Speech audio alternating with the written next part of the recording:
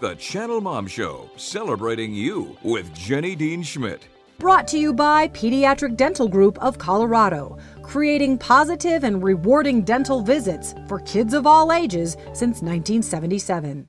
This is the Channel Mom Show, where we are celebrating moms, and we are here for you, Mom. Please know that. If you feel like nobody's out there that understands what you have to go through and understands all that you're trying to do to raise your children well, we are here to applaud you, to equip you, to inform you, to say thank you, to encourage you. It is hard some days to be a mom, and you feel like you're failing, and we're here to help you and to remind you you're probably not failing, and you're probably, if you care at all, you're probably doing a good job.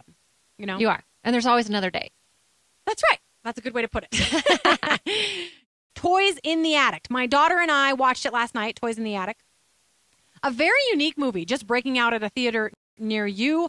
It's a new animated feature film that opened nationwide in 7 cities this month. Big ones, New York, Los Angeles, and so on. And it opened yesterday in Denver.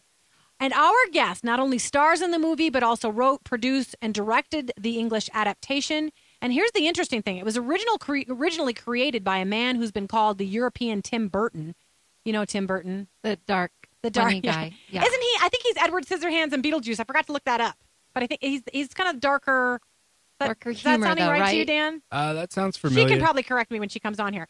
But in her new movie, Toys in the Attic, which, as I said, Georgia and I watched and enjoyed greatly, the movie stars that are featured there, other than our guest, are Forest Whitaker, Joan Cusack, if you're a fan, Carrie Elwes, and Vivian Schilling herself. And that is who we have on the show. Welcome to the Channel Mom Show, Vivian. Oh, thank you. It's good to be here. Yeah, we're glad to have you. Tell us about it. I mean, my daughter and I watched it, and she actually has a question for you, too. But it's unique. It is an artistic film, and I think anybody who enjoys the aesthetics of movies will really enjoy what you've put together here. It's a lovely movie, and it has kind of honestly a good versus evil message. What do you think will draw people to this movie?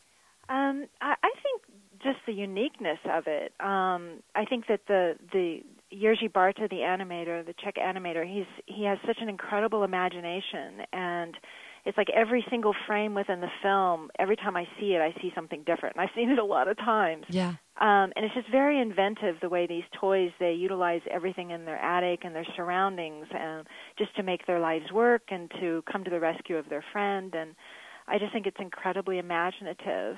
Yeah.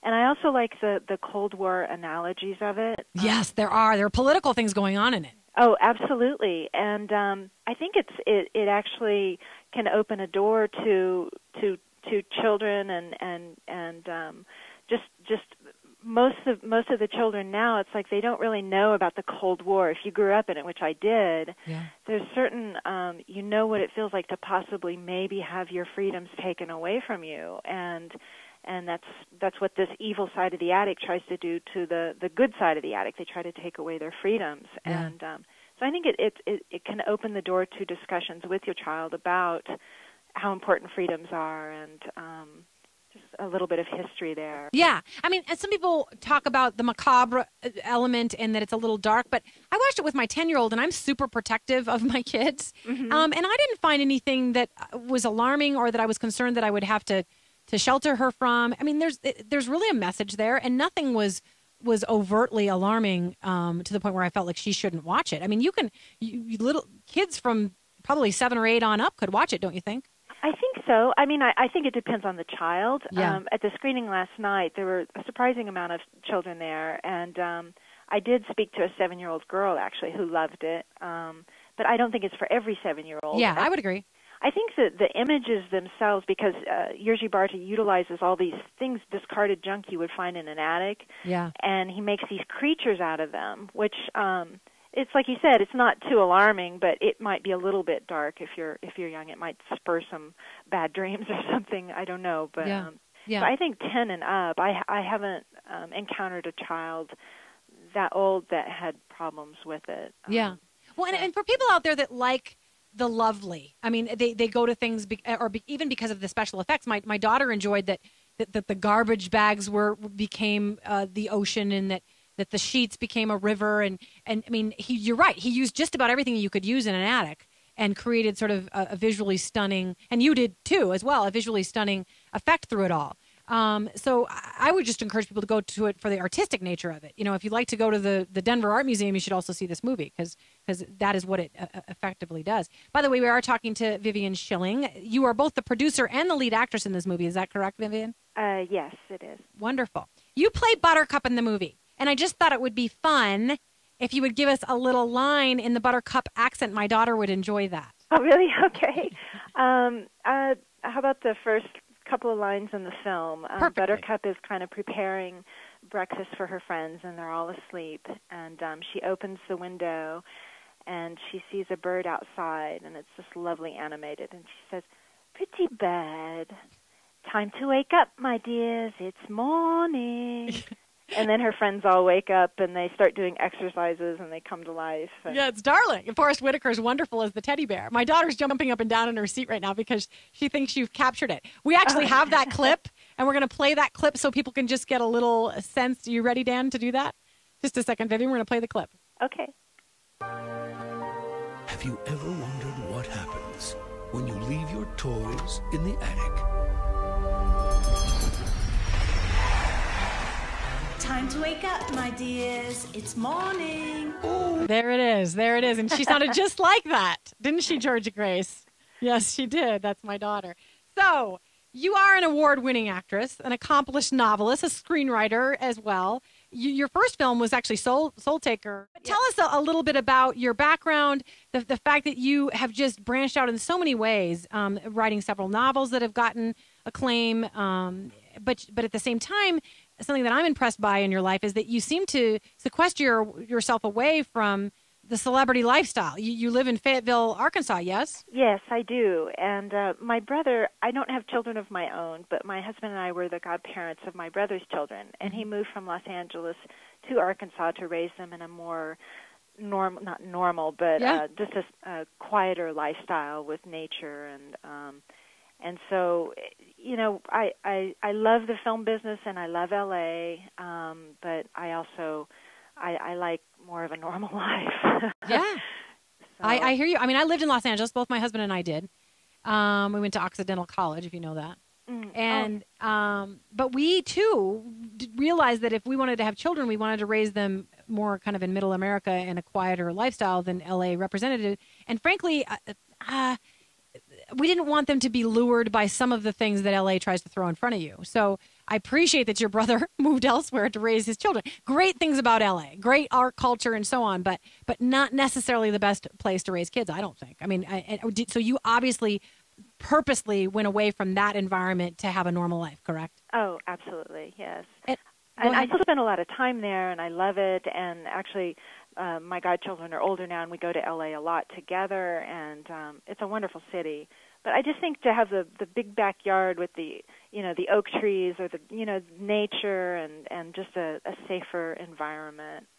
That's why he wanted to leave, and we were very supportive of that. Yeah. So make your pitch. I'm a mommy, and we have a lot of moms who listen, and mommies who have kids, obviously.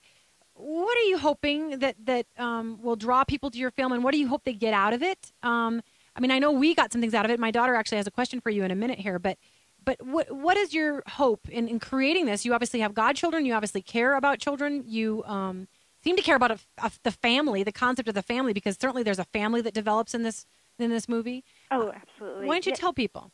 I would say these toys in this attic, Buttercup, she's sort of the matriarchal character, and she takes care of her friends, and they're very much a family. They're unconventional, but they're very much a family, and they love each other, and they fight for what they believe in. I think it's got some great female characters in it that I think children can relate to, and that they're good role models. Buttercup, she's a homemaker. She's a turn-of-the-century doll, and she very much creates this lovely home for her friends, and she's very comfortable in who she is.